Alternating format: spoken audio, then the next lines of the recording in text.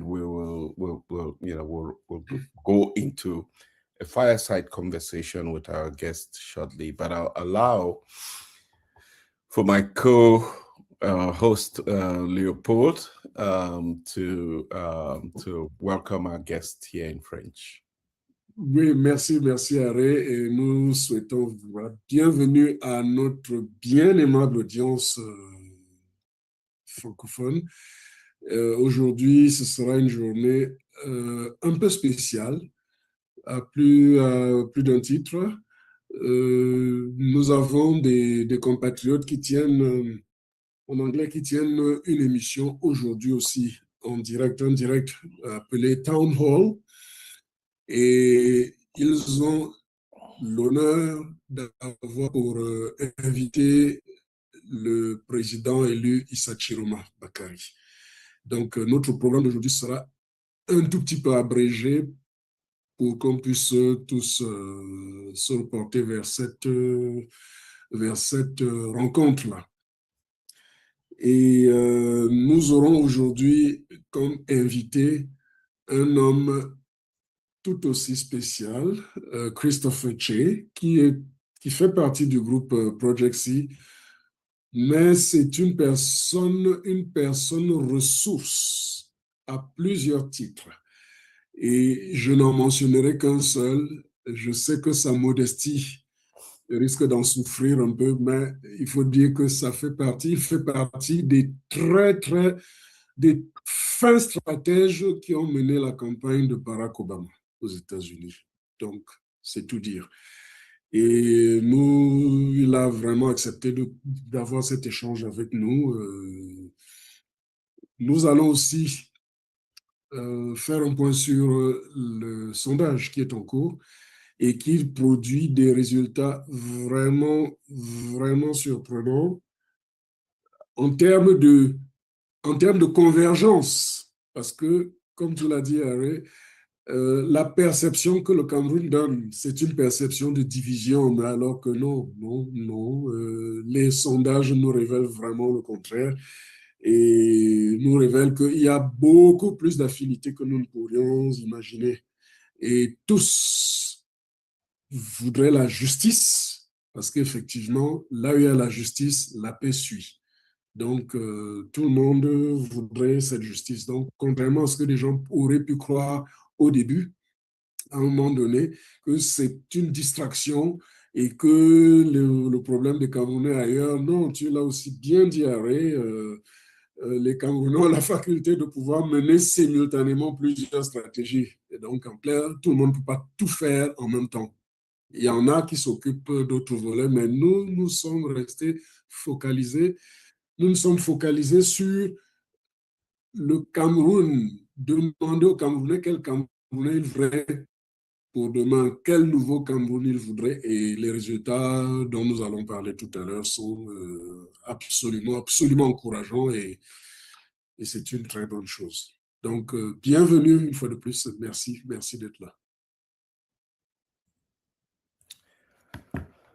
Merci beaucoup, Leopold, for that introduction and welcome. We're going to, at this time, we're going to invite Mr. Eric Chinje to join us and as well as usual, really contextualize what has been happening in our country, beloved Cameroon in the last week, what that means in the context of, things evolving on the global scale, on the African continent, and even more importantly, how it's so relevant to the mission of Project C.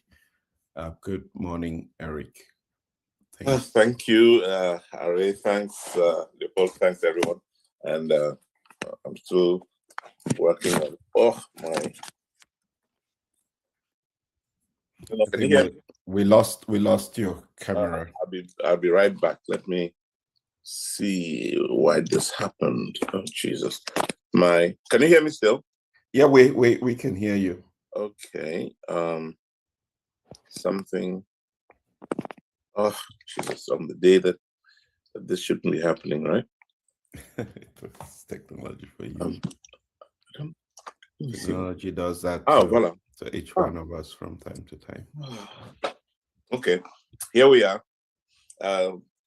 Sorry about that, and I guess I just wanted to buy more time so I can see more people coming in. No, my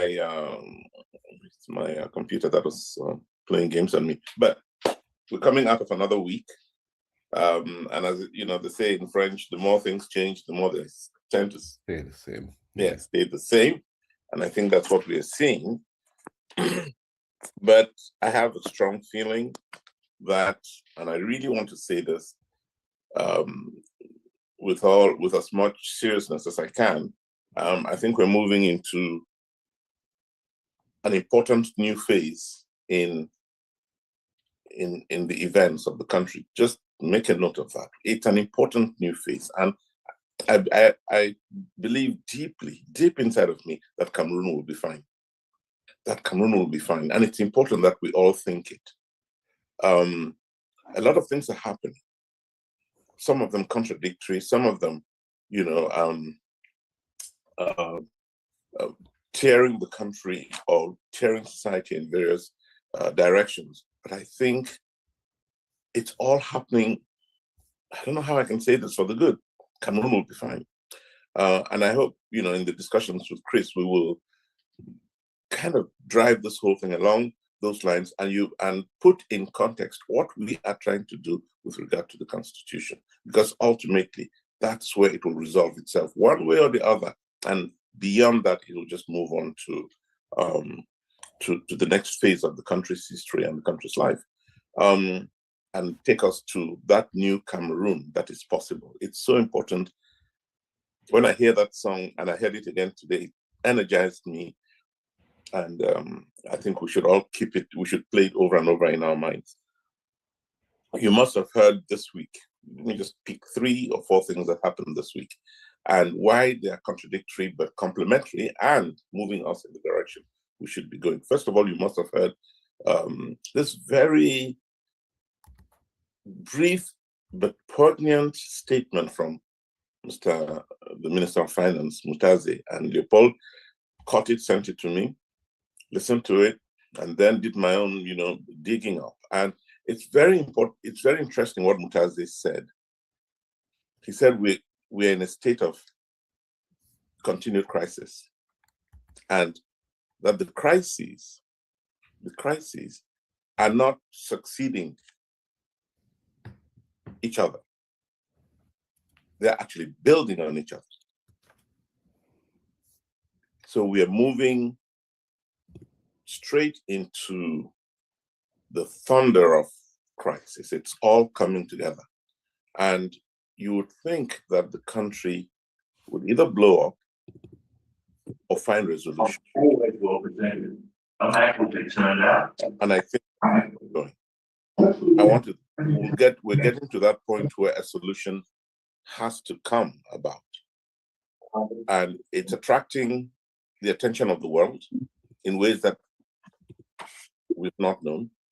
And because of all of that, I think there's going to, we're beginning to sense the pressure building, the need for people to get serious about taking Cameroon out of the mess it might just go into. There'll be more about this in the coming days and weeks, but I think the intensification of the crisis is what's actually going to take us out of the crisis. I'll leave this at that.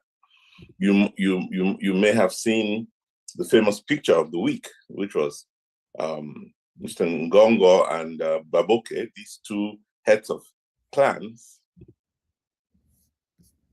fighting each other beneath the surface, but holding hands. Yesterday, Friday the 31st. And what were they doing? Ngongo was going to thank his collaborators in the presidency who've worked with him. And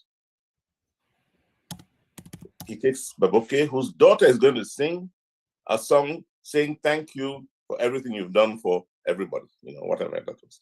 It felt like a goodbye ceremony, even if that's not what his intent was, but quite symbolic. It's these things, those who believe that the Cameroon crisis is spiritual, may be able to see through these apparently innocent acts. I'm pointing to a picture. That's how small things add up and become and determine the direction that life and the future of a nation can take.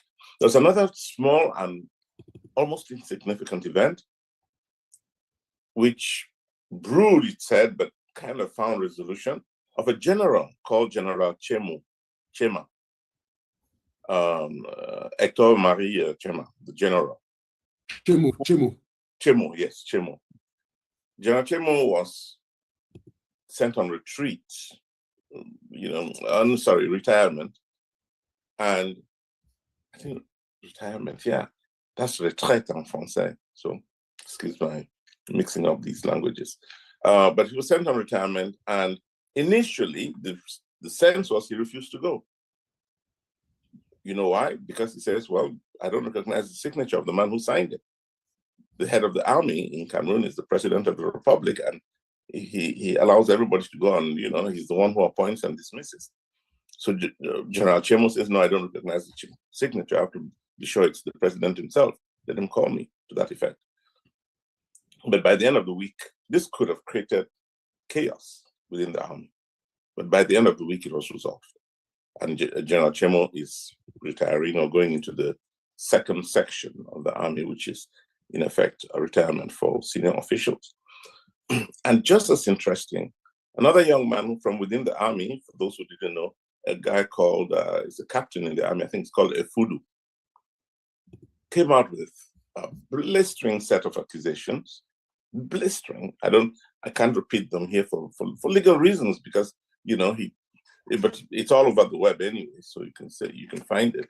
Efudu, that essentially puts the spotlight on what actually happens in it today over the last many years. Because he was head of bureau in the intelligence section of the president's office. So he knows what he's talking about. And what the value I find in what he said, away from the ideological interpretations of the moment, what I find of interest in what he said is the fact that he was confirming everything people have been talking about. So it's a week in which we saw power try to play out, but people realizing the limitations of power. And that is what I wanted to land on. Cameroon, anybody who doesn't see that this new Cameroon is possible, this new Cameroon will emerge. And this new Cameroon will be one of sharing and caring. If you don't recognize that, I'm sorry, you might just lose out. That's where we're going. And I want us to have faith, believe it, and look at the little signs that are emerging here, there, and everywhere. Mr. Biya is still not recovered, far from it. He may not even be leaving his hospital room anytime soon. So he will not be in Cameroon anytime soon. But a lot is going on that will eventually compel us all as a people to move forward. And that is where I think the Constitution we are offering will be on the table as an alternative to everything else. Because when the moment comes, and we have to pray that this moment comes when Mr. Biya is still able, they're still able to use his name, when he's still the president, quote unquote. And why? Because it's important. If he were to disappear now, things might blow up uncontrollably. That's my take. So let us pray for him to hang around until we get our acts together. And it's important that we have our acts together. I hope as we move into the next phase of this program with the president-elect, Issa Chiroma Bakari, please listen to it with that in mind, that a new dispensation is about to take place. And it's important to see where he fits in all of this. It's very important, because it's all of that will save Cameroon and I'll stop there. I just want to stop with a very personal note to express my deeply felt condolences to a former colleague of mine who passed away a few days ago. And some of you old enough may know Francine Ngobata, who used to be a journalist with me back in the 70s on Radio Cameroon. May her soul rest in peace. Léopold, j'ai trop parlé. S'il te plaît, ramasse en quelques secondes ce que j'ai dit, s'il te plaît. Non, Eric, quand tu as dit trop parler, ça m'a fait penser à une chanson en français de l'époque du Congo. Trop parler, c'est maladie. Ok. Mais ça ne s'applique pas à toi. Non, non, Ah, non, non. qui sait? Non, le communicateur, son outil de travail, c'est le microphone. Donc, ok. non, merci. Eric, je vais essayer de ramasser ce que tu as dit là en 6 points. Tout d'abord, tu rappelles que nous sommes en train de rentrer dans une nouvelle phase très importante. Et c'est clair, le Cameroun sera bien après. C'est ce que tu penses vraiment. Et que beaucoup de choses sont en train de se produire et on le constatera bientôt. Donc, le travail que nous faisons sur la Constitution aura tout son sens. Un nouveau Cameroun est possible et il le sera. Nous allons vers ce nouveau Cameroun-là. Ensuite, tu as parlé de la déclaration du ministre des Finances, Paul Biya, d'il y a quelques jours. Et c'est une déclaration assez marquante parce que ce qu'il dit, c'est ce que nous vivons, mais en la réalité, dite par quelqu'un comme lui, ça a encore plus de sens. Il dit par exemple, les crises que nous vivons au Cameroun ne se succèdent pas, elles s'accumulent, ce qui est très lourd de sens. Et donc, il est important de comprendre qu'une nouvelle solution doit s'imposer au Cameroun. Et ensuite, tu as parlé de la photo qui défrait la chronique en ce moment, la photo de Ferdinand Gongo et de Oswald Baboke, main dans la main, au cours d'une cérémonie qui a eu lieu il y a quoi, 1-2 jours. La perception que les gens avaient à la vue de cette image et que les gens avaient sur les 2 personnages ces dernières semaines à la vue de cette image-là, les gens sont obligés de réviser un peu leur position. Et c'était à la suite d'une cérémonie organisée donc un peu comme si c'était... Ça encore, c'est la perception que les gens ont eue. Ils se sont dit, est-ce que c'est une cérémonie d'adieu? Puisque la fille de M. Babouk chantait avec les autres artistes, remerciait, les régions remerciaient pour ce qu'elles avaient reçu et autres. Donc, ça donnait tout lieu d'une cérémonie de départ. Et tu l'as souligné, pour ceux qui pensent que le problème du Cameroun est spirituel, voilà des éléments de réflexion qui devraient amener à trouver un certain nombre d'explications. Puis tu as parlé de la mise en 2e section du général Tchemo, qui était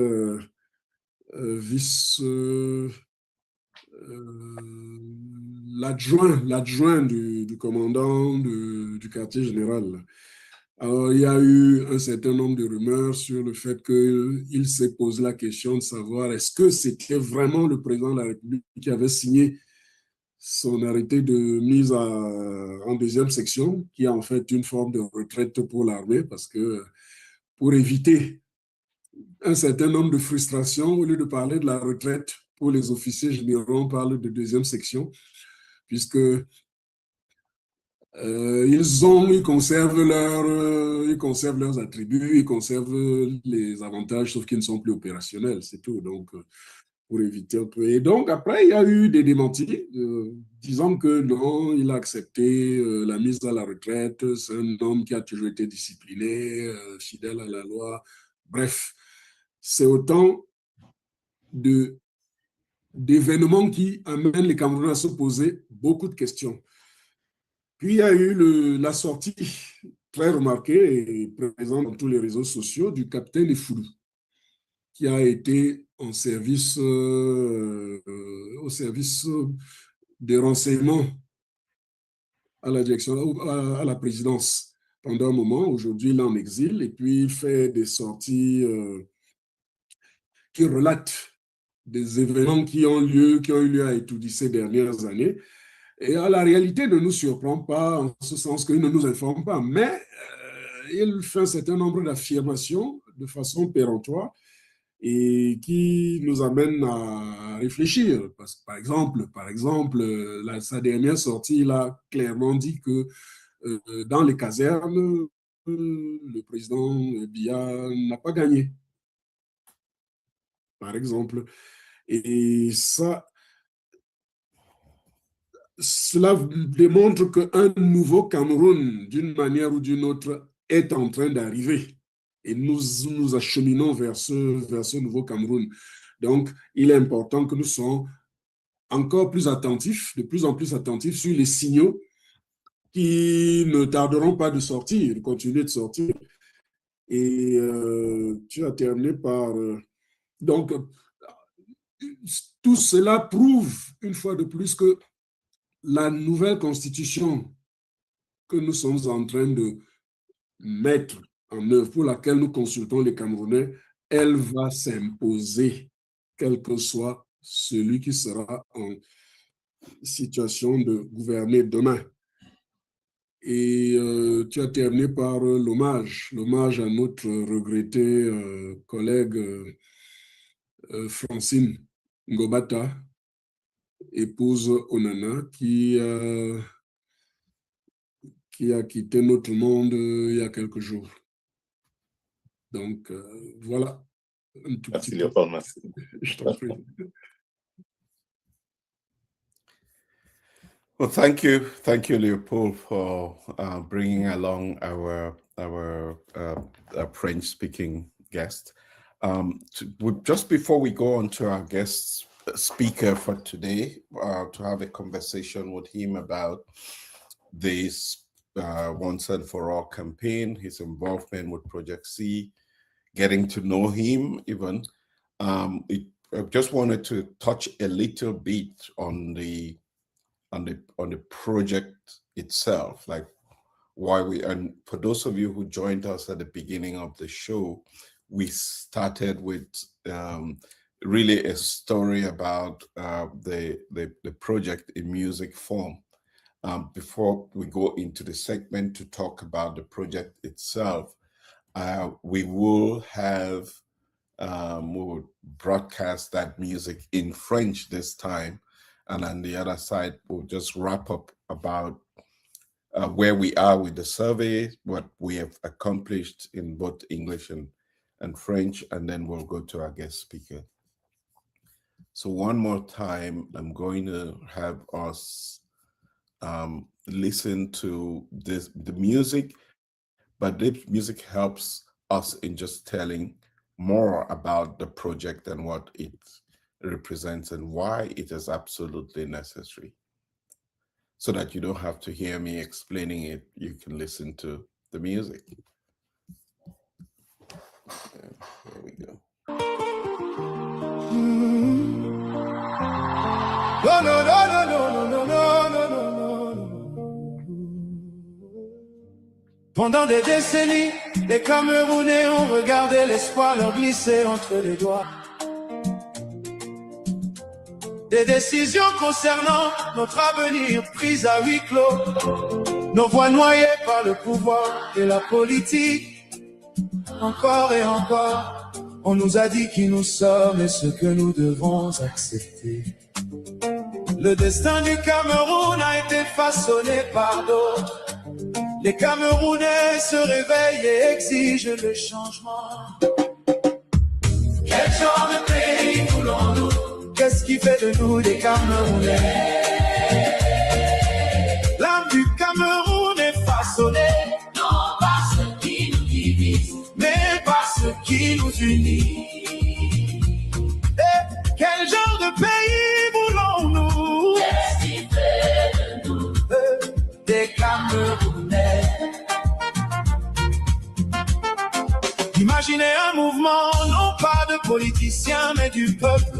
Imaginez chaque coin de ce pays, chaque hameau, village, ville, cité, chaque région, se levant ensemble avec un seul objectif, pas pour une élection, pas pour le pouvoir, mais pour une seule nation, une fois pour toutes. Imaginez mettre le pays au-dessus de soi, l'amour au-dessus de la haine. Le Cameroun, non la tribu, la langue, ni la région. L'âme du Cameroun est façonnée, non par ce qui nous divise, mais par ce qui nous unit. Imaginez un mouvement, non pas de politiciens, mais du peuple. Ce n'est pas un rêve, c'est le projet, c'est... Imaginez les vendeurs de rue, les conducteurs de moto-taxi, les syndicats, les chefs traditionnels, les professionnels et la diaspora. Travaillant ensemble partout pour quelque chose de plus grand que chacun de nous. Pour la première fois, nous, le peuple, nous réunirons pour répondre aux questions les plus difficiles, les plus importantes. Comment enfin mettre au repos les fantômes du passé et créer un avenir où chaque citoyen a sa place. Ouais. Au cours des 4 prochains mois, nous écouterons, nous débattrons, nous rédigerons une nouvelle constitution. Une constitution qui reflète notre diversité, nos rêves, notre détermination à bâtir un Cameroun de dignité, de paix et de prospérité. C'est un mouvement et du peuple pour le peuple. Plus de décisions prises pour nous, sans nous. Plus d'attente pour avoir la permission d'espérer. Un nouveau Cameroun est possible. Non déterminé par notre passé colonial, mais par notre avenir commun. Rejoignez le mouvement pour un nouveau Cameroun. C'est le projet, c'est un mouvement né du peuple pour le peuple. Un nouveau Cameroun est possible. Rejoignez le mouvement pour un nouveau Cameroun.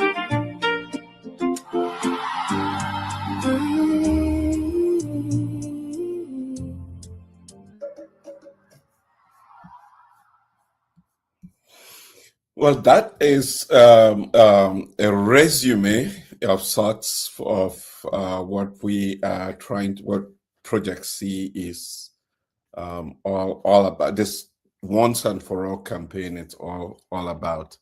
Léopold, you have some comments? Puissantes, elles sont puissantes, les paroles sont puissantes. Chaque fois que je l'écoute, c'est comme si je l'écoutais pour la première fois. Pourtant. Non, elles sont très puissantes, elles nous parlent, elles nous demandent de nous focaliser sur ce qui nous unit. Et Dieu seul sait qu'il y en a. Et les résultats du sondage nous le rappellent tout le temps. Que les Camerounais sont beaucoup plus unis. C'est plutôt une crise des institutions, pas du peuple camerounais. Ça. You can see from the music and the lyrics of the music and the outcome of the survey that it makes sense. With the Cameroonians actually want to focus on what unites us. À la réalité, c'est un miroir que ce sondage-là va nous présenter. Absolutely, yeah. And this is why it's important for us to do this work. Why everybody is focused on what comes next, who leads next, what political party, what composition, who is occupying the White House. We also must remember to focus on where do we want to go as a country. and that will guide any one of us. This is the work that every civic-minded Cameroonian should be involved in, because irrespective of your political leaning. C'est ça. La chanson dit que pour une fois, ce ne sont pas les politiciens qui décident vraiment exactement ce que tu dis, Harry. It should be, let's put Cameroon first, then anything else. And if we can do that, it will be a huge mindset shift for our country, Cameroon.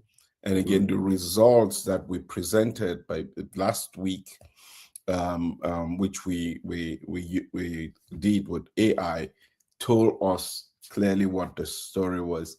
But for anyone who has not taken the survey, well, we're asking that you take the survey. And once you take the survey, please help us share the survey with other people so that more and more people can. Et que le sondage est anonyme. Il est anonyme. Les gens le confirment. It doesn't cost anything to take the survey. So if you have not, please take the survey. I'm going to drop the survey links here in, I have it here first in French. I put it in the chat. And if you've taken the survey, please do us a favor of sharing that with someone else, so that more people can take the survey. And I will add the link as well here in English, so more people can take the survey. Yeah. Okay, so at this point, we're going to tend it. I think in the interest of time, we're just going to go to our guest of the day today. So because we really want to have a frank conversation and an engagement with our guests, but we will begin by so invite our guest to join us, Mr. Christopher Chair. Let me do the honors of introducing Mr. Chair here. So let me add him here. Okay. Well, our guest for today is Mr. Christopher Chair, whom I got to know sometime last year personally, but have known the name Christopher Chair as a household name for many, many years behind the scenes. Just never had the opportunity to have an engagement with him. Mr. Christopher Chair is the founder and CEO of the Chair International Group. He's an accountant by background, and has started a series of business initiatives. He's also a former member of President Obama's Job and Competitiveness Council, and a recipient of the Outstanding American by Choice Award, and a host of other titles and positions that he occupies within the state of Ohio, where he lives. He has been an incredibly powerful voice behind the work of Project C, and working behind the scenes to keep us moving. And we're deeply grateful that he accepted his, when we reached out, he said, it's not, I'm not a politician, but I see value in the work that we are doing. And so, yes, I'm going to do it. But we insisted to have your perspective as a business leader, why this is important for a country like Cameroon, and not just a business leader, but a business leader who has been involved in development of economic policy here in the United States, and to be able to help Cameroonians establish a connection between a just society, which is what we are trying to work towards, and prosperity of its people, of everyone in Cameroon, because we have to find a way to bring both together for people to be able to understand. At this point, let me welcome Mr. Christopher Chair, and we will start like we start with all our guests, is this question. Is a new Cameroon possible? If yes, how? If not, why? Thank you, Ari, and thank you to my big brother, Eric. Thank you to Leopold, who's trying to make me a pastor, but I'm nowhere close to a pastor. And thank you to all the strategic leaders of Project C for giving me this opportunity to share this moment with you and the Cameroonian people about what Project C is all about. I am deeply, deeply honored, and I have never been proud in my life than the moment that we are having and the time we are having at Project C. It's just a beautiful moment that, although it's sad, because we're trying to bring Cameroon out of some deep troubles. But it's also a moment where I'm really enjoying the Project C team of Cameroonians of all walks, Anglophone, Francophone, Muslims, Christians, and we are enjoying a great strategic time without difficulties, but really putting to work the strongest asset that Cameroon has, which is our diversity. That is comparable to no other country in the world. So I want to thank you all for, first of all, for all the time that we've had together, spending together, working together, and keep evolving Project C. It's truly an honor. I want to thank Ray in particular, and Brother Eric and Eli and Leopold for the vision of Project C, because I don't think Cameroonians understand what Project C is all about. And that Project C is a different way of thinking about how to approach the Cameroon crisis. As the real experts, political gurus, Dr. Chris Fominio and Dr. Monzu said last week, a new Cameroon is possible and must happen. It's not optional. A new Cameroon is possible and must happen. I'm paraphrasing Dr. Fominio. Cameroonians cannot continue to live like this. We cannot continue to allow a group of a few elites punishing 30 million people. A new Cameroon. A new Cameroon is possible, and it is necessary and urgent before the country explodes, because Cameroon is made up of a youthful society. I think more than 50% of Cameroonians are youths. And if you have studied the generational configuration of the world today, every organization that does not recognize the various generations, and it's particularly the youthful generation, the millennials and so forth, who don't like injustice, they're not a generation where they will accept, to sit quiet. And if Cameroon does not realize that the youth of Cameroon, if the government and Cameroonians don't come together and put a change plan in place, Cameroon is going to explode. Because the youths cannot take it. They cannot. I was in Cameroon. I spent a lot of time with young, innovative Cameroonians in technology, in different aspects. These young people are ambitious and they're smart. And they are quietly building up their anger, their frustration. They've ignored the government. They've ignored everything and trying to make things work. So a new Cameroon is possible, must happen, and every Cameroonian of good faith,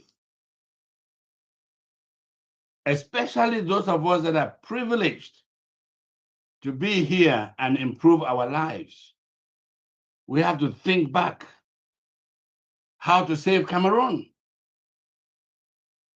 So it is possible, yes, and it's necessary and urgent.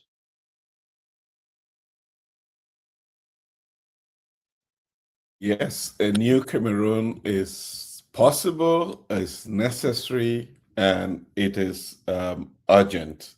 That is the to our question that we are looking to ask everyone that comes on this show, because we need to reaffirm this conviction that we have that a new Cameroon is possible. I'm going to bring in Leopold. Leopold, just as we go along, please feel free to either translate or ask any questions to our guest, Mr. Che Christopher.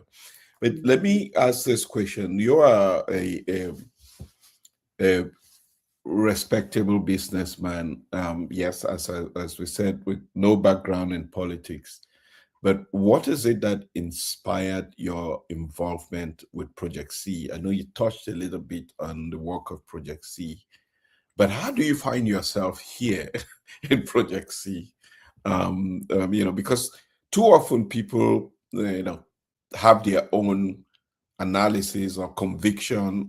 People say Project C is what they think it is, but tell us how you found yourself involved and why you're still involved with this movement. Yeah.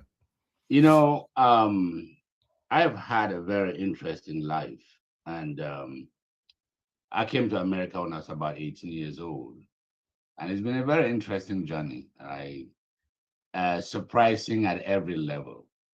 When I was appointed by President Obama to the Jobs and Competitiveness Council to represent the small and medium-sized businesses in America, I was getting calls from all over the world, and in governments and so forth. And unfortunately, I wasn't getting any call from Cameroon, which is where I really, wanted my interest. But and people would tell me about, so how is Obama doing? And I try to bring politics to me.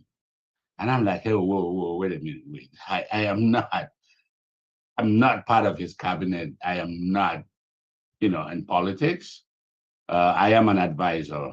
I was focused on banking, and during the recession, our mission was how to make America competitive again, because as you know, China was dominating America, and the recession was just killing America. Unemployment was high, and our job was to give recommendations to the president. Out of 27 CEOs in the U.S., we met every 6 months or 3 months for 6 hours with President Obama, all focused on recommendations that we were giving, but it was not focused on politics. And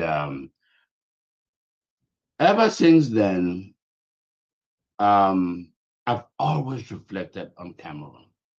I would have the opportunity of at least 5 minutes one-on-one with the President Obama, and I left Cameroon very young. I didn't work in Cameroon. I don't really know that much, but I was struggling. And with the opportunities that I have, other countries were channeling, the issues to them, and every effort that we did to connect with Cameroon failed. I left Cameroon as a very proud Cameroonian. Really, Cameroon was beautiful. In fact, our Nigerian friends and other countries were so jealous of us, or not even jealous, admired us. Because you find Cameroonians, we meet our French brothers, we are speaking, we meet this, we speak in Pidgin, we speak everything. And so I've always had this connection to Cameroon, that while America is a blessing to me, my heart has always been with Cameroon. When there was a peaceful change in Cameroon, we were all happy. We're all very happy. I read President Biya's book, Communal Liberalism. And most of you know, I read, but I don't read books a lot. I read different forms. But I read that book in its entirety. And I was very, very proud of it, because it showed a man that understood that Cameroon needed to grow in stages. And so ever since then, I've been waiting for that to happen. When they talked about the new constitution that was going to bring federalism to Cameroon, it never got implemented. And Cameroon just kept going and going. So my motivation for Cameroon has been to see the Cameroon that is better than the Cameroon I left. And the Cameroon that exists today is worse than the Cameroon I left in 1980. And when I go to Cameroon and watch how people are suffering with so much resources, but most importantly, the impunity with which the government treats Cameroonians is what just hurts me. Exactly. It just, Exactly. I cannot understand how, when you understand the principle of a servant leader or servant leadership, and you watch how Cameroonians are treated like pigs, like dogs. Life does not matter, but the people enjoy. So how can I sit? I've always wanted to do something to be part of helping my country of birth grow. And every attempt, I am naive. I've met with ministers, I've tried to support the government to implement the SBA system in Cameroon, because I believe that in the US economy, the biggest employers are not the Coca-Colas and the P&Gs or the GEs and so forth. They are people like me, those that employ 100 people or 200 people or 10 people or this. And so when a minister approached me, can you help us implement the SBA system? I said, sure. I work with them every day during my time with the council, and I brought those experts to the table. They rushed and changed meetings, and the minister went back and no phone call was made to these people, which embarrassed me. So I have been dibbly-dabbling from different directions. For people that know me, my family and friends in Cameroon that have tried to make connections to me. As late as last year that I went, I had meetings at the Ministry of SME, because I really believe that the engine of Cameroon economy is a small business. And I left Hilton Hotel, I went down to Kennedy Avenue, which my brothers were not very happy because they said it was a very rough area, but I stood there and watched young people, entrepreneurs, that if you could just give them a microfinance of some sort, a good system in place, those things would double. So yes, I am here because I love Cameroon, and I believe that Cameroon has great potential, and that Cameroonian people have to get out of the pain, the misery. How can such a rich country have its citizens in so much pain and misery? And in 2026, Cameroonians are eating somewhere else and not thinking about it and just find a way to feed your own self and keep going, even those of us outside, I'm having a hard time with it.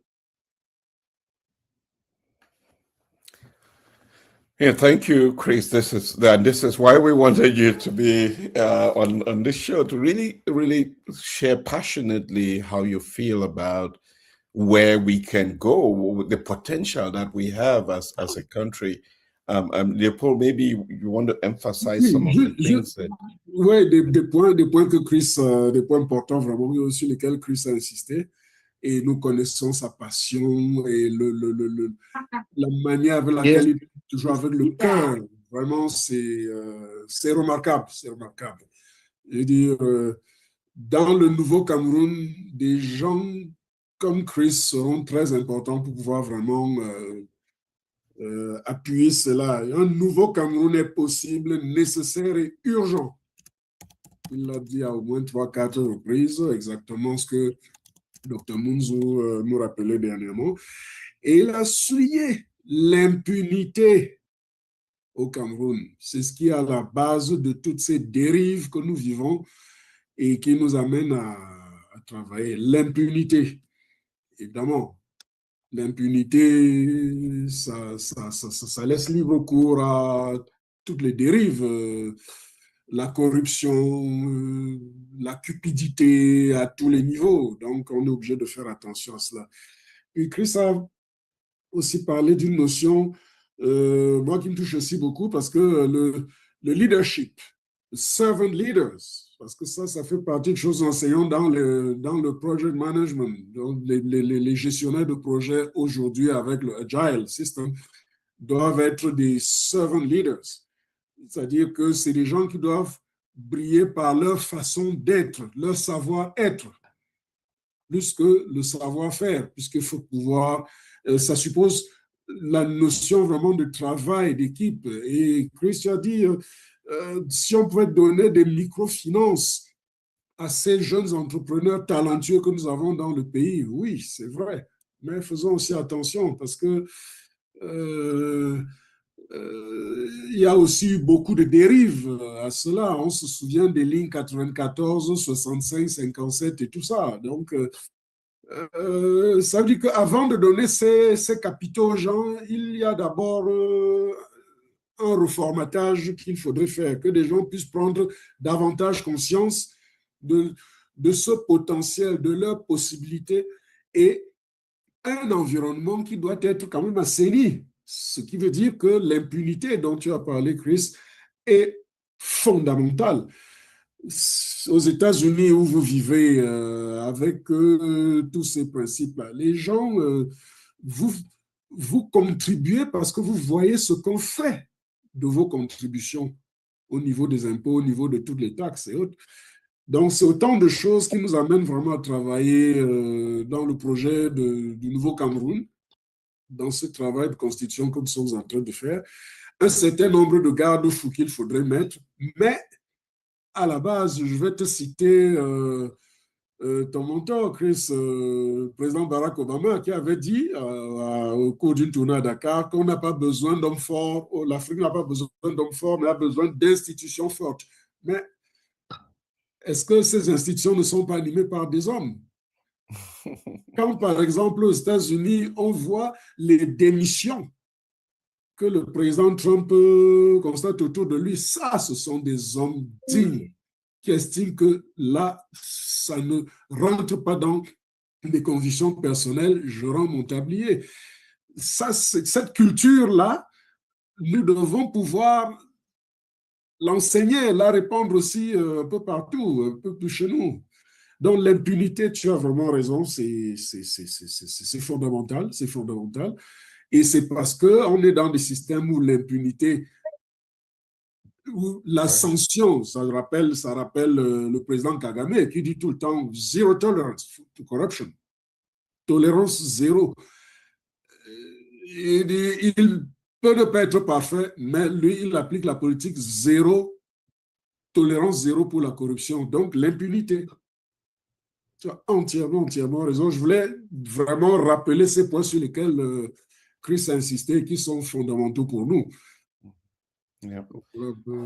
Yeah, thank you very much. And I would say to our audience, we're going to open up shortly for questions for Chris. But before we, and if you have any questions, please just indicate with a show of hand and we'll give you the opportunity to ask a question. Juste pour faire le lien, Harry, avec le sondage qui est en cours, ce qui était remarquable, c'est ce que les Camerounais partout dans le pays ont dit au sujet de la corruption. C'est-à-dire que est-ce qu'il faudrait sanctionner, tous disent qu'il faut sanctionner plus sévèrement la corruption. Donc l'impunité dont Chris a parlé. And 9 out of 10 Cameroonians say they have been affected and impacted by corruption. 9 out of 10. So everybody acknowledges that we are living in a corrupt system. There should be much more punishment for corruption, and yet life goes on anyway. And that is what is fascinating. Chris, one of the things that we have spoken about from time to time is just how much power and value lies in the diaspora of Cameroon. If you had a message for the Cameroonian diaspora with reference to the work of Project C, with reference to the survey, but just generally being involved in Cameroon, what would you say to the Cameroonian diaspora that too often people say, well, we've given up on Cameroon, nothing good can come out of Cameroon, what you're doing may not change anything. What would be your message to those Cameroonians in the diaspora? I know, Ray, thank you for the question, and thank you, Leopold. And I was following you a bit. And that's what I love about Project C, right? Because we work very hard to understand each other. We don't care, but I followed most of it. I have a friend of mine like, what do you do when they're speaking French, right? But that's who we are. We are Cameroon. We are Cameroon, I'm sorry. I wish you had shared the summary results of the survey. I was really hoping you did that. Oh, okay. Yeah. Because honestly, I think, I don't know how long it takes, but I really think to answer that question, I think we should we should tell Cameroonians what the results are, because I really want to point to the end result of Project C, right? Because the average Cameroonian is saying, we're tired of talking, we want action. Okay, you want action? Okay, here's action. Are you part of that action? Are you part of that action? What action do you want? Cameroonians go on the streets and be killed and be shot and they run back in their homes? Or even in cases where they sit in their homes to protest, they come and pull them out. What action do you want? You want military action? Create another problem for another problem, or solve a problem will create another problem? We are taking action. And the results, I don't know, if we have time. If we don't, it's okay. We can encourage people to go listen to it. But I really think to make the point, let those wonderful, lovely brothers and sisters who are in the program later, let's connect it. Let's connect it. Because if I'm talking right now, it's just theory, right? Yes. The results are here, they're coming in. Let's hear it. These are Cameroonians speaking. And what is so beautiful about this, as God works, right? We don't have the money, the resources to go through all the scientific, statistical, even though we put a lot of work in it. But guess what? The breakdown of the results are coming just as Cameroon is. The diaspora represents the right percentage. The North represents the breakdown between Anglophone and French and English is the same. Is following the real pattern. It's amazing. Yeah. So Cameroonians, you want action? Listen to the survey results. We've gone, we in the statistical range of average polls. Cameroonians are speaking. Are you part of the action? When we play these results, are you part of it? Did you share your thoughts? Because listen, when I went through the survey myself, the questions that were asked were simple. What's more important to you? Justice, peace, unemployment? Which Development. well, you see where Cameroonians are going. Ouais. So I don't know, if we can do it. If we're not, it's okay. We can get people to go listen to it. Yeah, we can play the videos, right? The analysis the very quick videos. Yeah. Okay. We can play them quickly and then. C'est 6-7 minutes. Right. Okay. So I'll start with the one in English, and I'll crave our audience to pay attention to this, and we'll talk on the other side. So let's go with first one. Hey, Focus Learners, welcome back. I am so thrilled to have you here for this explainer. Today, we're taking a really fascinating data-driven journey into the heart of Central Africa to examine the results of the Once and For All campaign questionnaire. This data captures the complex, beating pulse of a nation that is facing immense challenges, yet looking fiercely toward the future. By relying strictly on the numbers, we're going to unpack exactly what the citizens are saying about their identity, their government, and their hopes. Let's get right into it. Okay, let's dive into this. What you're seeing is the official logo for Project Cameroon's Once and For All campaign.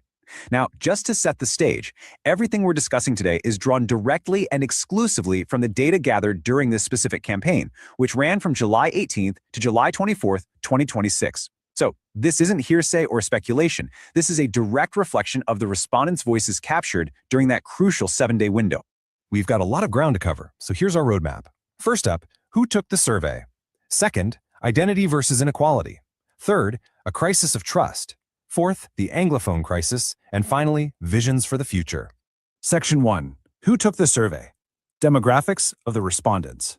So right out of the gate, you need to know that these respondents skew heavily young. I mean, nearly half of them, 46.3% to be exact, fall right into the 18 to 35 age bracket. The rest, they're split perfectly down the middle, with 26.9% age 36 to 55 and another 26.9% over the age of 55. This youthful majority is absolutely crucial context to keep in the back of your mind as we unpack their demands for reform a bit later on. Now, looking at the gender split, there is a pretty significant disparity here. A substantial majority, just over 70%, identify as male, while roughly 30% identify as female. It's a really important data point to remember when we think about how all these perspectives are aggregating. So the crucial point is understanding exactly where these voices are coming from. Geographically, they're highly concentrated in the Southwest and Northwest regions, but we're also seeing a really strong 19.2% showing from the diaspora. As for their day jobs, this data set is heavily driven by students and private sector workers. Together, they actually make up over half the respondents. All right, Section 2, Identity versus Inequality, the central paradox.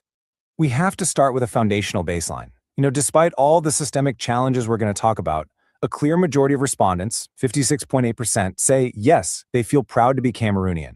So right away, that establishes that there's this deeply rooted core sense of national identity and pride running through this group. Now, what's really interesting about this slide is the sheer collision of ideals versus reality. On one hand, you've got this massive, almost unanimous desire for cultural protection. Literally, 98% of people say it's critical for the Constitution to protect all languages and cultures. But then you juxtapose that with the grim reality on the ground. Almost 85% state that right now, ethnic groups are absolutely not treated equally in Cameroon. It's a massive glaring gap between what people desperately want their country to be and what they actually experience day to day. Which, of course, naturally leads us to ask the exact same question the survey asked its respondents. Do you trust public institutions? We're talking the government, parliament, the courts. Knowing that massive gap between ideals and reality we just saw, how do you think they answered? That brings us to Section 3, a crisis of trust, governance and corruption. Well, when asked if they trust public institutions, a staggering 87.7% outright said no. I mean, wow, that is not just a slight majority, right? That is an overwhelming, undeniable consensus of distrust aimed squarely at the government, the parliament, and the courts. And when we start digging into why that distrust exists, the data tells a pretty stark story. An almost universal 97.5% of respondents state that corruption has directly affected them or their community. That is wild. It's basically a universal lived experience for the people taking the survey. And because of that, a similarly massive 94% believe there should be stronger punishments for corruption. And this brilliantly illustrates how the respondents actually prioritize these crises. If I asked you to guess the single biggest challenge facing Cameroon today, you might immediately think, oh, it's corruption, or maybe conflict. But actually, no.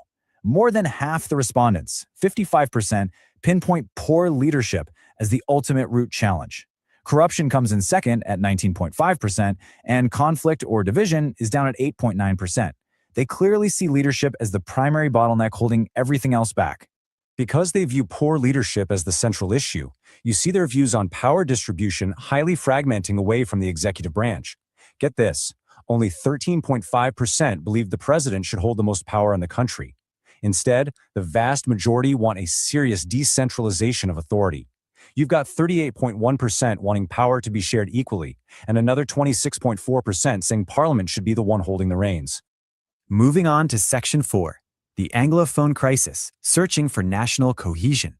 Here, the data reveals a massive, undeniable demand for a peaceful, structural resolution. Almost 82% explicitly say dialogue is the best way to resolve the crisis. But they want to move beyond just talking. There is near unanimous agreement on structural equality.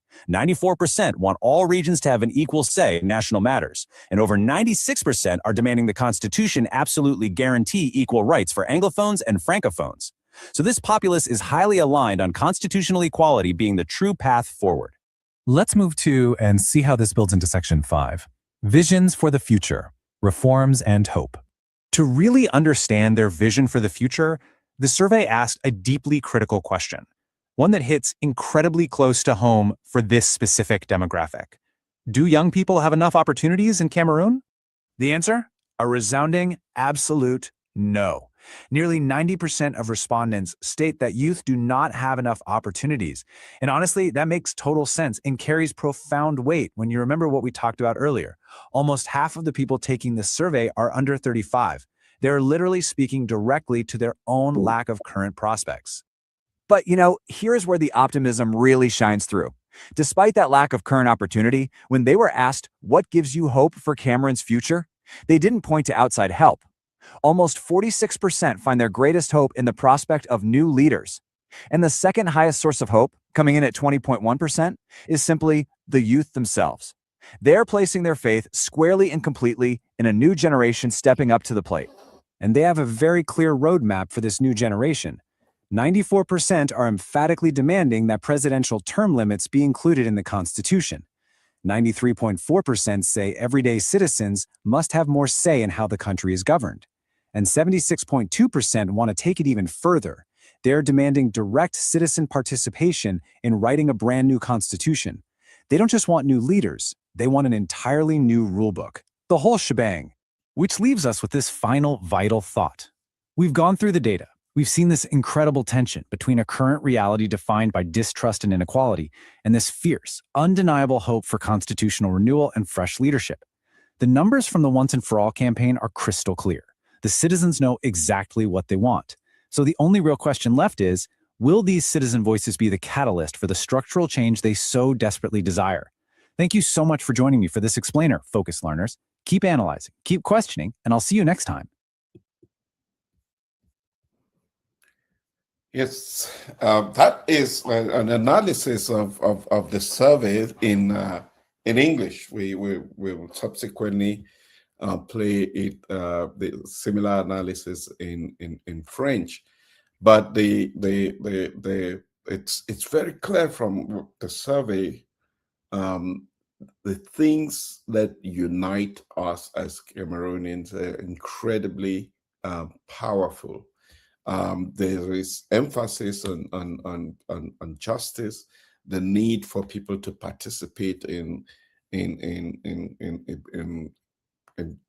governing of the country. There's absolute clarity as to who should have the most power in the country, and people want to be involved even in the drafting of the constitution, the future constitution of our country. You know, and I know this is really what you wanted us to project, so people can see, Yes, and people can understand the work that we're doing and the story that is telling, and just how incredibly powerful that is. Yeah. Yes, thank you, thank you. And I know, again, typically we played with the French version right after, but given the time, you know, it's going to be played later. But I am hoping that our fellow brothers and sisters online and everywhere in the world, even before I say anything, I'll be able to make the connection. Project C to our brothers and sisters in the diaspora, and even and also in Cameroon, everywhere. Project C is taking a more pragmatic approach towards this. We have for 40 to 50 years followed the same thing over and over and over and over. Okay, we have elections, they're stolen, and this, we go on the street, people get killed, go back. The government shoots a few people, everybody goes back into their holes and sits there and doing the same thing, and then another election, and then this and that. But ladies and gentlemen, this time is different. This is 2026. We are not going away. Nobody has any right to shoot anybody. We are playing it safe. The trade-off is it's going to be slow, but results are imminent. And so, what do I tell Cameroonians in the diaspora in particular? Please wake up. I understand your frustration. I was frustrated too. I connect with you. When Brother Eric called me first, when they were trying to put 80 journalists across Cameroon to start educating the population, writing articles to educate the population before the elections. People don't understand the amount of work Project C did prior to the elections. When he called me, I said, big bro, I respect you a lot. I said, but I'm tired. I'm not joining this thing unless I hear that the opposition parties are coming together. And when that happened, and I saw what Project C was doing, and then I came in, I realized the strategic room. I spoke with Elizabeth. I call her my Elizabeth. And I'm listening to this young woman, and her background, and here she is leading a whole group towards making change in Cameroon. I left the farm like, what? Her passion, her beliefs, her pain about what Cameroonians was going through. When I got off the phone, I also chatted with Ray, and then they brought me into the strategic room, and people in Cameroon, Leopold, Jean-Marie, Alain, and all these people, none of them appear to have any specific interest in what was going on, self-interest. It was about change in Cameroon. And for those of you who are listening from Cincinnati, our lovely Cameroonian society family that has been in existence for 30 years, made up of Anglophones and Francophones, and it succeeded because we constantly evolved. Project C is constantly evolving because focus on the elections, okay? We didn't, so we are apolitical. We're not aligned with any party, but we met Cameroonians to be aware of what to do. Don't leave the polls when you leave. It's your right. Make sure the votes are counted. You saw that for yourself.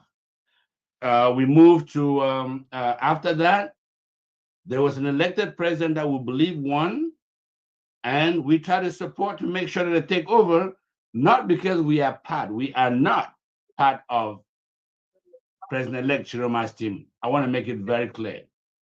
Because we are not a part. However, we supported whoever the sovereign people chose, the Cameroonian people, whether it was you or me or what, Project C supported that person. So please do not get that confused with Project C being a part of the Chiroma team. We're not. We're not ashamed of it because he is the elected leader of Cameroon. And that's the voice of the people. We are following what the people say. And then it's gone for however long. The government does what it does best. It's on exile and so forth. Project C now evolved to a new phase. A new phase to mobilize Cameroonians in a peaceful, non-confrontational way. I love it. I will invest my time. I am investing my time in it. I call on the diaspora to join. We really need help. Every skill set that we have matters. And I'll give you guys an example. The music that you heard at the beginning, and most of you have heard about Project C. I sent out mail like some of you have received from me, as we all do. And my dear friend Ben Zama called me when he listened to the audio. And he said, bro, you're in this thing? I said, yes, I am, man. We got to save Cameroon. And he's like, I think we can do better. We can do. Ben is an engineer by trade. And he also loves music like I do. So him and I have crossed paths in that. And Ben said we can improve it. I think we can get the message out in music form, in a good music in this. I called Are. I said, Are, can we connect with the young people in Cameroon? Yes. And Are took over, and there's the music. How much money can we pay Ben? Ben is not a politician. He's a civil engineer by trade, but Ben has contributed to the future of Cameroon because this music, he has worked with the young team in Cameroon to put it in French, in English. We have a pidgin version, and we will be creating more versions in dialects. Why? Because our goal is to reach Cameroonians, educate Cameroonians. So Project C's goal now is to get Cameroonians to define what is Cameroon? What kind of Cameroon do you want? And who is a Cameroonian? Believe me, when you sit down and think about those questions, they're not easy, especially when you go through the survey. And now, our objective is to collect this data. Cameroonians are telling us what kind of Cameroon they want. I'm putting it in a plain man's language, ladies and gentlemen. That's the way I understand it as a novice in politics. But we are collecting this data. The Cameroon people are telling us what is important to them. In October, we will be bringing together a constitutional experts to propose a constitution that will support the Cameroon that Cameroonians want.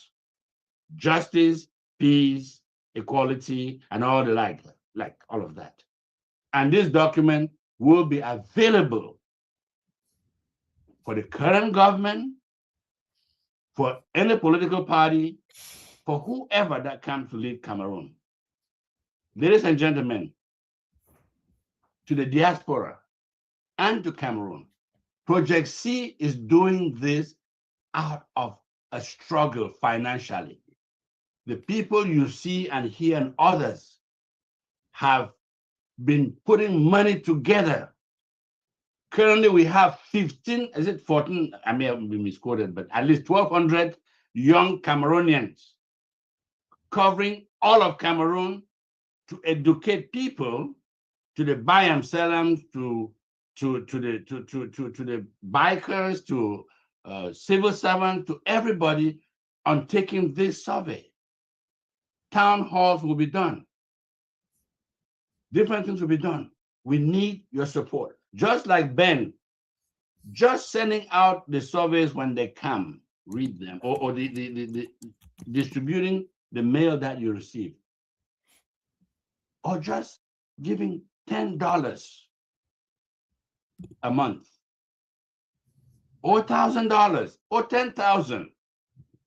This young kid, that project is costing us $50,000. Okay? Some of you have seen the publishings and the papers that Array was on Equinox. Brother Eric is appearing on newspapers and so forth. We are paying for it. That's the work we are doing. Diaspora, join us. This is a safe place. It's not noise making. It's a safe place. We're not doing anything violent. We're not advocating for separation of Cameroon. We're not advocating, we advocate for a united Cameroon. There's no reason for anybody, be it the government, we're getting communications from government officials that are supporting what we're doing. Because what we're doing, if you love Cameroon, you cannot hate it. So I invite the diaspora. I'm hoping that after this session, that we will see the support of Project C. We need money. There are 4 million Cameroonians or more in the diaspora. If all give $10, you will see what we can do. If we use 50,000 to help win the election, what will 4 million do for us? You've seen the videos that we just played. It's not free. That's where your money will be going. Put your $10, your $100, your $1,000, your $10,000, your $20,000. There are people in Cameroon who have given significant amount of money to sponsor projects. So, Ari, what's my call to the diaspora? This is an innocent group of Cameroonians who have no interest other than to free Cameroon. That's it. Most of us don't even have investments in Cameroon, okay? And we have, but we are Cameroonians and we are proud. We don't want to see Cameroonians running like it's happening in Spain. So, thank you. Thank you very much, Chris, for, again, really just being candid and passionate about the subject and about your involvement. And this is what we appreciate a lot, having you as part of our strategy team. And with every call that you make, or with every conversation that we have, every time you're present, it moves us a little bit forward. At this point, I also want to use this opportunity to welcome Elizabeth. Thanks for joining in the conversation today, with reference to, you see, this is what Chris does. He brings people, out. Now, I don't know that I guess people were asking, Eric was saying, where have you been? No, I'm not leaving Project C. I can't leave Project C, but sometimes life calls, and I really appreciate the team, not just for holding the mantle, but for allowing me, gracefully to do the things that I have to do.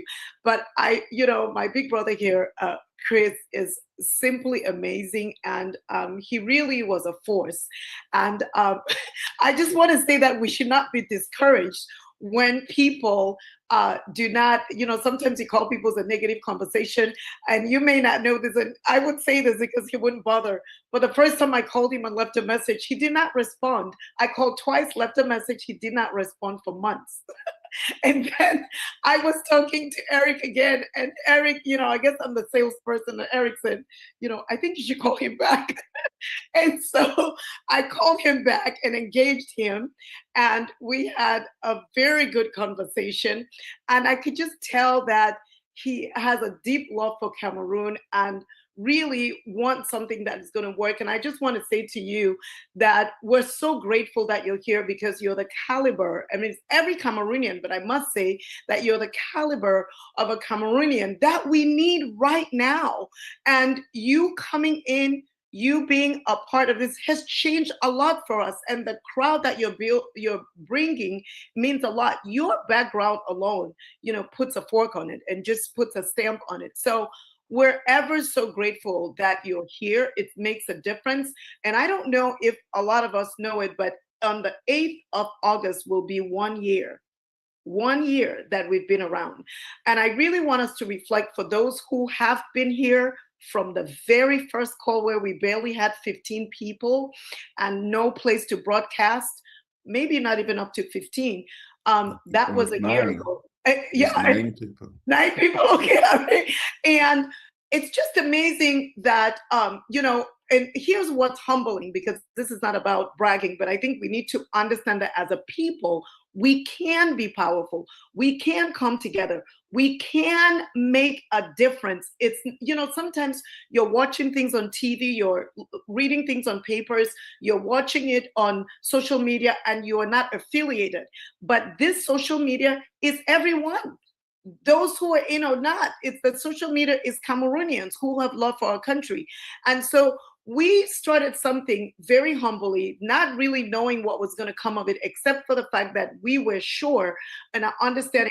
I don't know where Alan, I think I saw Alan was here, Dr. Tita. And I remember, because he was on that first call also, that Eric put together. And of course, Ari was here, and, a few others. Kado, I see you're still here. And there's some people who are silent in the background, but many of you have joined this journey with us. And I really want us to have a reflection of how far we've come and what we can do as Cameroonians, because we're just a representation of the greater Cameroonians and what is possible. It's not what is not possible, but what is possible. And so for that year, this scary, what will we do? There's going to be elections. And, Chris already talked about, look at everything that has happened to where we're here now, about to have a new constitution. So, like, change as much as people, they talk about the idea. Okay. Sorry. Yeah. And, just to see where we are now, I think it's so humbling what we have done. I also really have to point out that we are not, a lot of times, there's a lot of bragging and there's this title or that. But one of the things that I remember, our big brother Eric said was, it's good. Wasn't it good? And one of the things that our big brother Eric said was that, he wanted something that was not about titles, and we were not getting positions.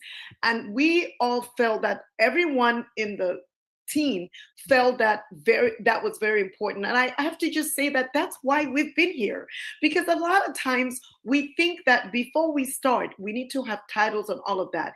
But I really want to say one of the reasons why this has been so strong, will continue to be strong, will continue to be a place where Cameroonians can latch on, Cameroonians can have a voice. Anyone who is a Cameroonian can have a voice or sympathizers, is because of this one thing, is that there was a platform for everyone, and everyone has a right to that platform.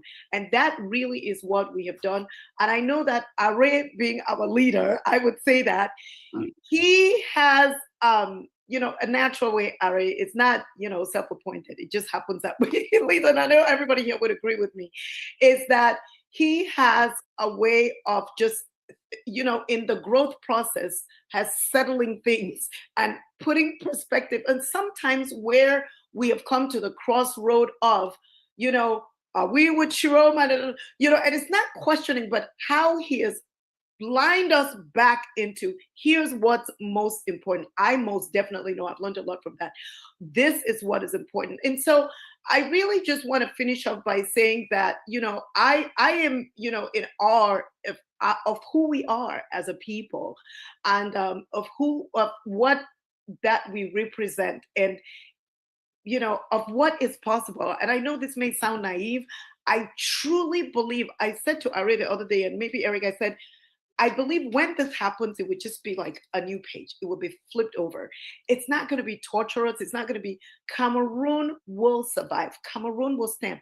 We are like a Mecca. We are this incredible country with incredible people. And the diamond in Cameroon is not one which is under the gold. The gold is in the people.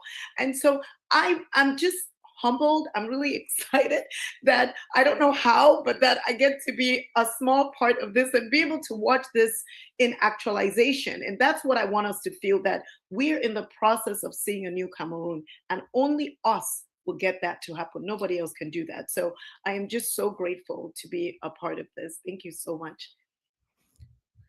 Yeah, thank you, Ellie, for that, for bringing again some of that passion that is needed to keep the movement going, to keep oiling the machine as we go along. And thanks for also working behind the scenes to get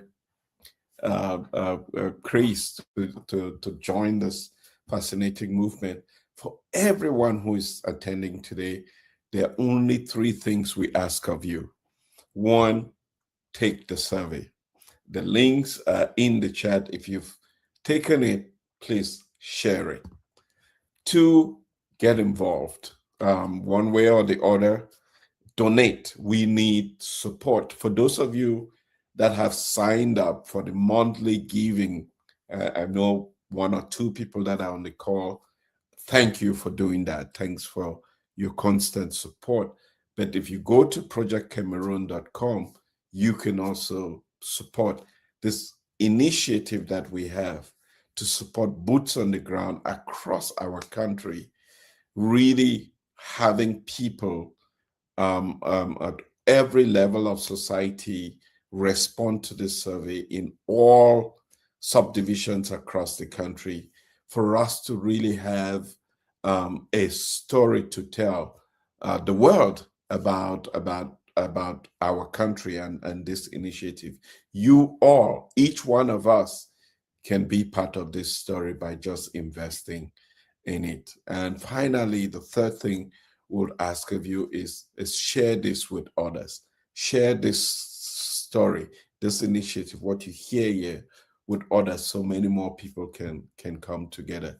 Let us, all roads will eventually lead to Rome. All roads will lead to Cameroon if we work together on this common initiative, one common initiative that, irrespective of what your political leaning is, your ideological expression is, it has to be in the interest of Cameroon at the end of the day. And that's what this Once and For All campaign is all about. So please, we ask for your support, your participation, and your contribution. Leopold, if you would want to emphasize the message in French, and I would say just before Leopold, if you are going to have a question for our key guest speaker, please indicate by show of hand. After Leopold summarizes, we'll take questions, and then at the top of the hour, we'll round up. Exactement. Non, Harry, c'était surtout pour insister sur les 3 points que tu viens de donner là, que nous partageons tout le temps en interne. Le premier point, vraiment, nous vous prions de faire le sondage, de remplir le questionnaire anonyme. Il est vraiment facile à remplir en 4 minutes, moins de 5 minutes, vous avez rempli le questionnaire.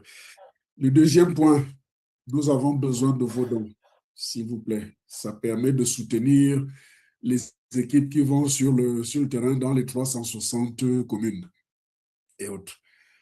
Et le troisième point, s'il vous plaît, partagez le lien. Partagez le lien, communiquez autour de vous. C'est l'objet même de la campagne, une fois pour toutes, une bonne fois pour toutes. Quel Cameroun, quel nouveau Cameroun, quel Cameroun voulez-vous pour le futur, pour nos enfants?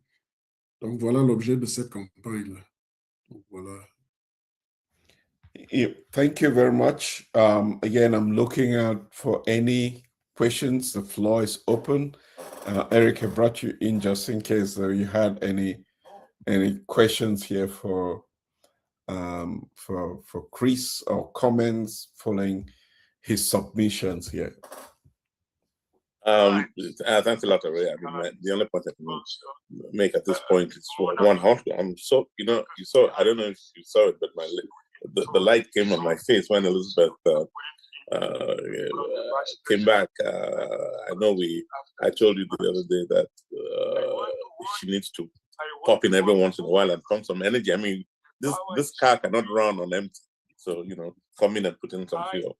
But most importantly, I really, I also want to use this opportunity to not only to thank Chris. I mean, he's part of us here together, but I hope he knows how much, again, energy also he has brought to this group, his credibility, his support, and his experience. Just what, we all needed. And I think, he's, again, brought that passion and energy and strength and, to this session, and he continues to do it with the work we are doing. I hope, that simple statement, a new Cameroon is possible. If we can internalize it, really hold it onto our hearts, we will reject everything that does not feed into that. We would just say no to it. And, we should not be afraid. Fear is something that has been weaponized in Cameroon today. I hope we can continue to say no to all the fearmongers, no to all the those who persecute our people. Cameroon deserves better, and we should get better. So we've moved.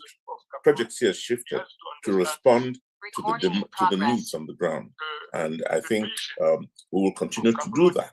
And I hope that people will continue to bring their ideas, reinforce what we're trying to do, stay together with us, and let's get that country to where it should be. It deserves to be there. So thanks, everyone. Thanks again, Chris. Thank you so much. I know that Mr. Chiroma started on the other side. I was following. The town hall has started, and it's a very fascinating thing going on out there too. So, well, we had that. Yes, we're having that background noise. Is that, could that be okay? Yeah. All right. Well, at this point, I would say any questions from anyone with reference to any questions for our guest speaker before we wrap up here. If not, I would say any concluding words from Mr. Christopher. Je voudrais exprimer ma gratitude à tous ceux qui, d'une manière ou d'une autre, ont contribué à la mise en place de cette cérémonie, à toute la diaspora de par le monde entier. Yes, please. Okay. Yes, I want to make sure we can go join the town hall with the president-elect. Again, thanks to all of you. My heartfelt thanks to the Project C team and to those who are supporting us. It was 2 days ago, I was talking with Ray about allocating funds and different projects and how it's being managed. And I'm sitting there and I'm saying, oh my goodness, how can Cameroonians not see this? How can we be lacking funds for something like this? How can we? Well, it's because people have been hurt. And we understand that. People have made promises and not kept to it. Ladies and gentlemen, I'm here to tell you, I am in this Project C strategic room. Every penny is being utilized. We are creating, we're going to win this. The new Cameroon is going to come through educating our people about certain aspects of this journey. It's very expensive. Buying newspaper times, television times, publishing videos, and so forth. Please. Both in Cameroon, there are people in Cameroon that have given hundreds of thousands to support projects. Everywhere. I am hoping that everyone on this call is going to go back and start sharing and seeking support for Project C. Funds should not be our problem. Cameroonians are very successful around the world and in Cameroon. I'm not going to leave Cameroon out. I've been there. We should not, for a cause like this, you heard the survey results, that cost money to get there. I am hoping that we all going to leave, and those that are going to listen from YouTube later and so forth, that you will leave inspired by what you've heard, the results. And if you want to see the data, the pie charts that break things down, write to Project C, go to the website, and we'll send it to you. Because that was a summary. You can see and dissect it yourself. So please, if there's anything I can ask for, we need help. We need help. For those that can donate monthly, we appreciate it. For those that can give large sums, we appreciate it. For those that can give $1, we appreciate it. Because it's all about being. Anybody who gives $1 is a part of the journey to free Cameroon. So, Project C is an innocent group of Cameroonians just trying to bring change to Cameroon and create a new Cameroon. Join the movement. Join this innocent group who are servant leaders for our country. Be a part of it. Be a part of it. And for those that have access to me, if you want to have a conversation about this, which most of you have, I'll be very happy to, because it's simple. It's simple. A new Cameroon is possible. A new Cameroon is needed. A new Cameroon is urgent. The life of Cameroonians must change. Nobody is going to come save Cameroon for us. It is not there. You guys should do this. It's we should do this. Our language needs to change. Project C gives you a clean vehicle, peaceful, advocating for a united Cameroon, and a Cameroon that is growing. A Cameroon that our resources are going to go back. My new Cameroon is a Cameroon that cherishes all Cameroonians, our diversity. The best thing we can have going for us is our French and English cultures that have merged, our Muslims and Christian cultures, our 250 to 300 tribes, with Cameroon having the biggest library of food and music. That's our power. Let's amass that power and make a new Cameroon possible as soon as possible. Thank you, thank you, thank you to all Cameroonians. Long live Cameroon, long live Africa, and may all of us continue to be safe and focus on building our country. Please do not give up. Do not give up. Do not give up. We will make it work. Thank you. Thank you very much, Chris. You said it. A new Cameroon is possible as soon as possible. And that's what the work we're doing. Let me just say thank you to the donations that have been made as we have been speaking. Whoever that has donated, I have seen some donations coming. Thank you for that. And that will go a long way to help us to continue to move this machine that needs to be lubricated with resources for us to get there. We will stop here for today. We will be back next Saturday with another guest. So we want to thank you all. Si on a le lien de Town Hall. Thank you. Partager éventuellement. I'm ready to ask my question. Pour ceux qui veulent rejoindre le groupe. I can hear you. All right. Thank you, President-elect. Apparently, Eric has the link. He can put it in here. But I think if you go onto Mimi Mefo, she's going to, they would immediately broadcast that. So thank you, everybody, for joining us. We've had many